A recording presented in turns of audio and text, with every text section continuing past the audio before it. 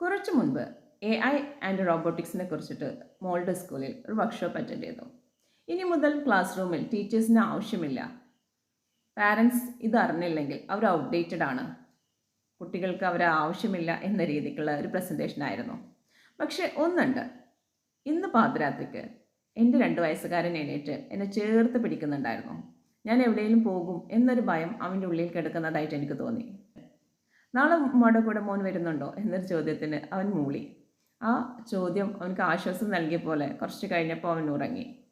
അപ്പോൾ അങ്ങനെയാണ് ഗാഡ്ജറ്റ്സും ഒരു സ്മാർട്ട് ടിവിയും മോൻ്റെ ഉമ്മയുടെ സ്ഥാനം റീപ്ലേസ് ചെയ്തിട്ടില്ല. അപ്പോൾ പറയാനുള്ളത് ഇതാണ്, artificial intelligence, after all it's an artificial intelligence. മനുഷ്യ നിർമ്മിത ബുദ്ധിയാണ്.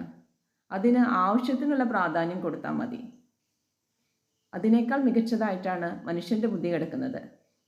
ഈ ഒരു ബോധം കുട്ടികളിൽ ഉണ്ടാക്കിയിട്ടില്ലെങ്കിൽ മനുഷ്യത്വമുള്ള ഒരു കണ്ടുപിടുത്തവും ഇനിയുള്ള കാലഘട്ടത്തിൽ വരില്ല. കണ്ടുപിടുത്തത്തിൽ മനുഷ്യത്വം അല്ലെങ്കിൽ യുദ്ധങ്ങളുടെ എണ്ണം കൂടാൻ സാധ്യതയുണ്ട്. അതുകൊണ്ട് മനുഷ്യത്വമുള്ള മനുഷ്യരെ ഉണ്ടാക്കാൻ വേണ്ടിയിട്ട് മനുഷ്യൻ്റെ പ്രാധാന്യം അറിഞ്ഞുകൊണ്ട് തന്നെ കുട്ടികളെ വളർത്തുക, അറിയിച്ചുകൊണ്ട് തന്നെ കുട്ടികളെ വളർത്തുക. കാരണം അവരും റോബോട്ട്സുകളായി പോകും. ഒരു നോ കേൾക്കുമ്പോഴത്തേനും ഇനി എന്ത് ചെയ്യണം എന്നറിയാതെ സ്റ്റക്കായി പോകുന്ന റോബോട്ട്സ്.